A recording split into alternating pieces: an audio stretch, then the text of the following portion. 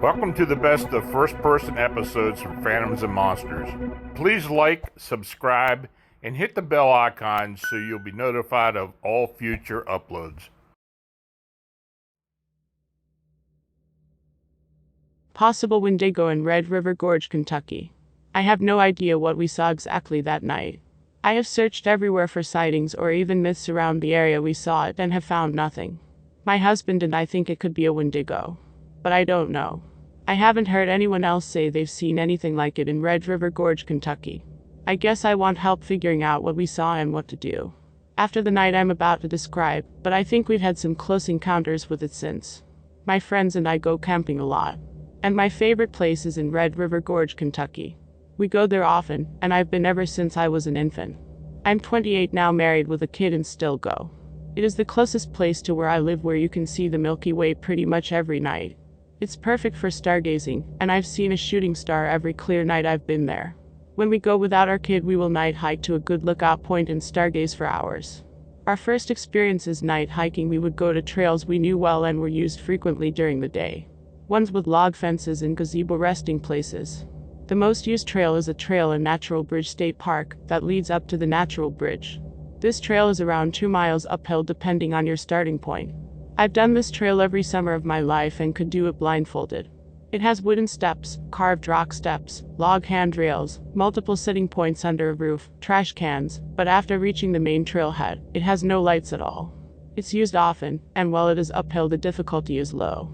As long as you have good grip on your shoes and water, you'll be fine. My friends have done it with me multiple times and are confident in it as well. Hiking this trail at night is not allowed. But it's the woods, and I've never really been one to care about closing times for the literal outside. When we used this main trail to hike to the top, we would park in a lot designated for the pool in Hoedown Island. You walk across the road that leads to the pool and you're at the first trail marker. You go up gravel for a while and pass the Natural Bridge State Park Lodge. There's a waterfall and some lights, so it was best to go fast and watch out for rangers that would tell us to leave.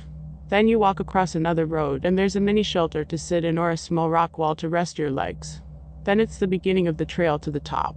The night was weird to begin with. As soon as we started the hike, the clouds took over, and it appeared we'd be walking for nothing to even stargaze at.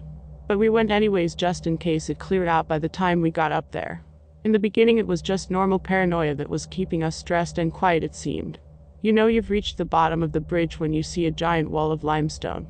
During this time there was a gazebo that sat to the right of this wall, and the trail continued and followed next to the wall. Where you come from is a fairly steep part of the trail, and the gazebo is welcomed. My husband, my best friend at the time, and I all sat on the gazebo steps. The bench is under a roof, and even darker than the rest of outside, so we just stayed on the steps, facing to where we are looking down the trail that follows the limestone wall. We each have a bright LED headlamp and a handheld flashlight. We don't usually look at each other when we night hike because the lights are so bright. We sit in a line like the Lord's Supper and walk in a line or staggered so we don't blind ourselves. It is after hours at this point.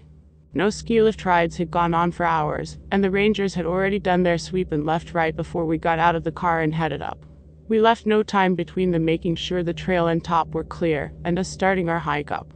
The ski lift takes you up the top, but there are workers that stay and do counts, and only leave after it's clear.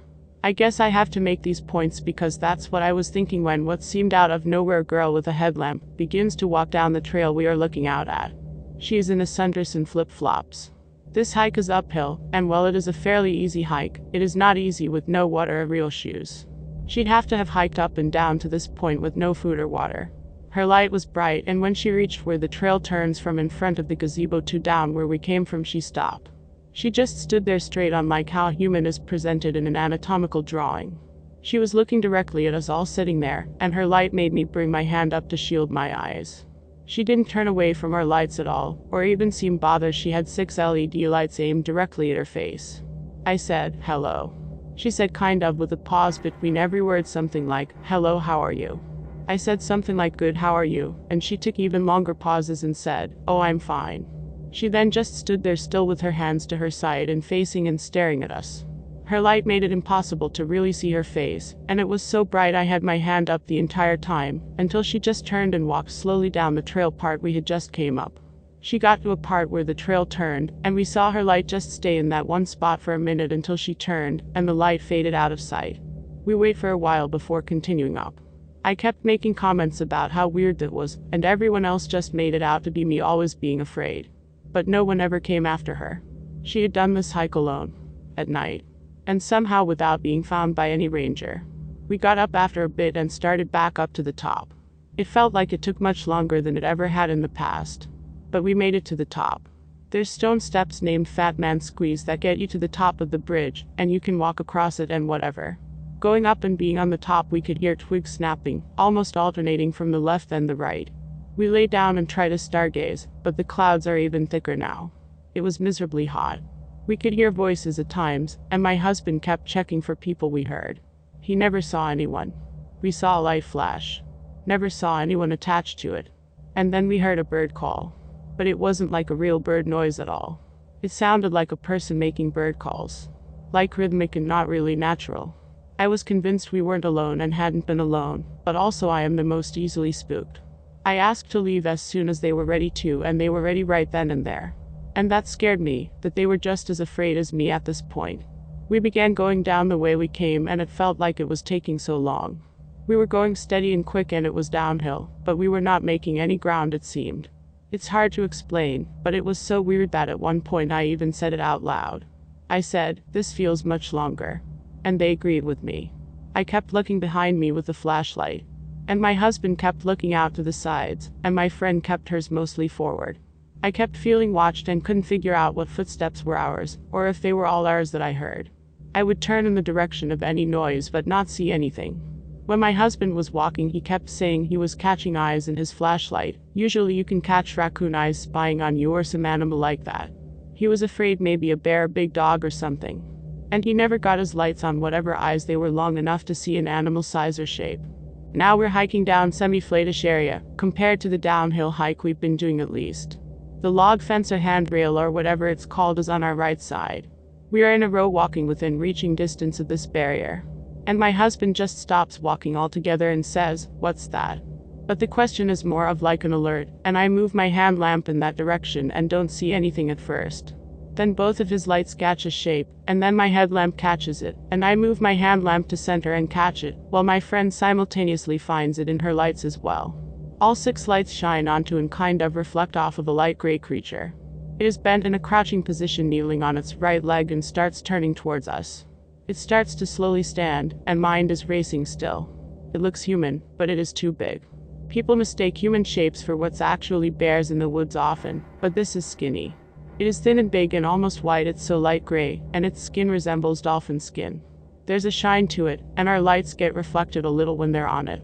It gradually comes to a full standing position in front of us. Its head is long and its eyes are in a human position on the face in front and not on the side like animals, but I could not see any other facial features.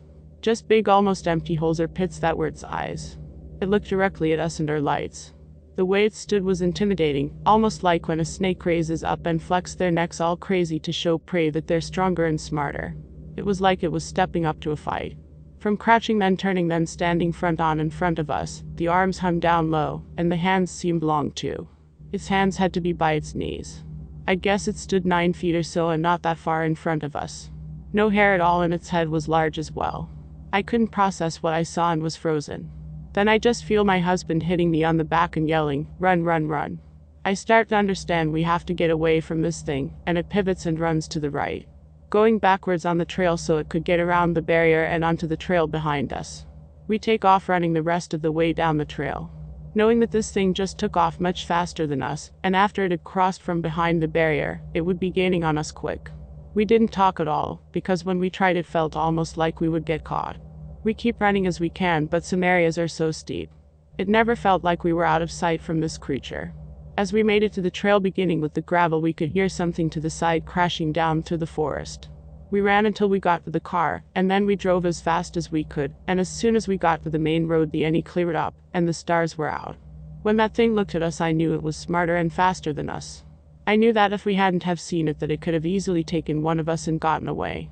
I think the only reason it hesitated was because so many of us saw it at once and we stayed together. When we made it back to where we were staying, all of us took out our phones and wrote a note for what we saw happen. We hadn't spoken about it until after we looked at each other's phones, and the stories were the same. Without a doubt, we had all seen something real. KK.